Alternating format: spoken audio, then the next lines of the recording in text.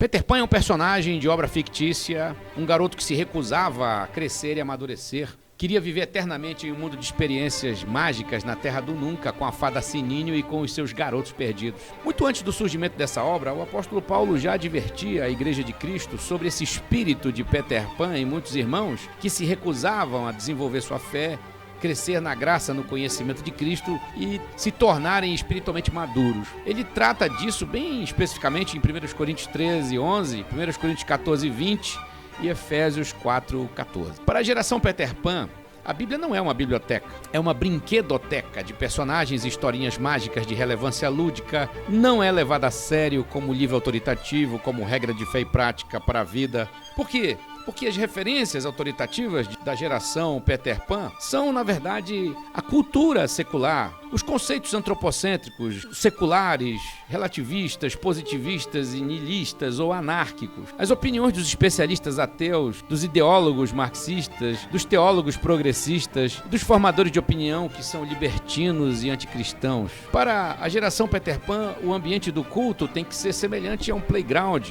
parque de diversão, com um pregador muito engraçado ou fantasiado de alguma coisa engraçada e que tenha também espetáculos teatrais, stand-up comédia, shows musicais. O ambiente da geração Peter Pan precisa ser bem decorado, colorido, com luzes e sons que provoquem histeria e melancolia para produzirem as sensações espirituais. Por quê? Porque a geração Peter Pan, ela adora ser emocionalmente pasteurizada para poder gostar do culto. A geração Peter Pan, ela é ávida por criatividade e novidades. Ela se entedia rapidamente com os modismos que aparecem para dar o tom da espiritualidade do momento. Ela quer tudo ao mesmo tempo, inclusive nada de compromisso sério com Deus. A geração Peter Pan brinca de ser santa e brinca de pecar. Ela confunde adulação com adoração. Ela confunde eu acho com eu creio. A geração Peter Pan, ela não quer crescer nem amadurecer na fé. Ela quer permanecer no jardim da infância, na adolescência anárquica e sem limites, tendo seus pastores, discipuladores e Jesus como eternos pedagogos, ao estilo Carl Rogers.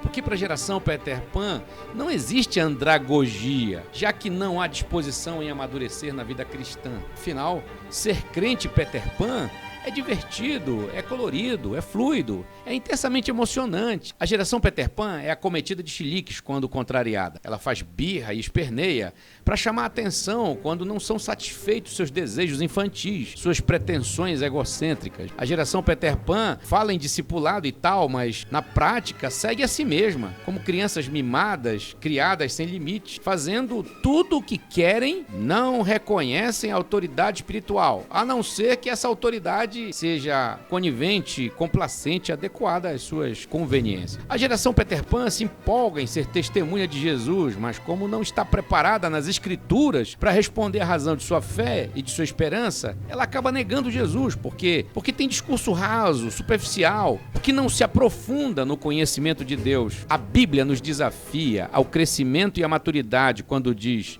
irmãos, deixem de pensar como crianças. Com respeito ao mal, sejam crianças, mas quanto ao modo de pensar, sejam adultos. 1 Coríntios 14, 20. E, finalmente, o propósito é que não sejamos mais como crianças, levados de um lado para o outro pelas ondas, nem jogados cá para lá por todo o vento de doutrina e pela astúcia e esperteza de homens que induzem ao erro. Antes, seguindo a verdade em amor, cresçamos em tudo naquele que é a cabeça, Cristo. Dele, todo o corpo ajustado e unido pelo auxílio de todas as juntas, cresce e edifica-se a si mesmo em amor, na medida em que cada parte realiza a sua função. Assim eu lhes digo, e no Senhor insisto, que não vivam mais como os gentios que viviam na futilidade dos seus pensamentos. Eles estão escurecidos no entendimento e separados da vida de Deus por causa da ignorância em que estão, devido ao endurecimento dos seus corações. Tendo perdido toda a sensibilidade, eles se entregaram à depravação, cometendo com avidez toda espécie de impureza. Todavia, não foi assim que vocês aprenderam de Cristo. De fato, vocês ouviram falar dele e nele foram ensinados de acordo com a verdade que está em Jesus. Quanto à antiga maneira de viver, vocês foram ensinados a despir-se do velho homem que se corrompe por desejos enganosos, a serem renovados no modo de pensar e a revestir-se do novo homem criado para ser semelhante a Deus em justiça e em santidade, provenientes da verdade.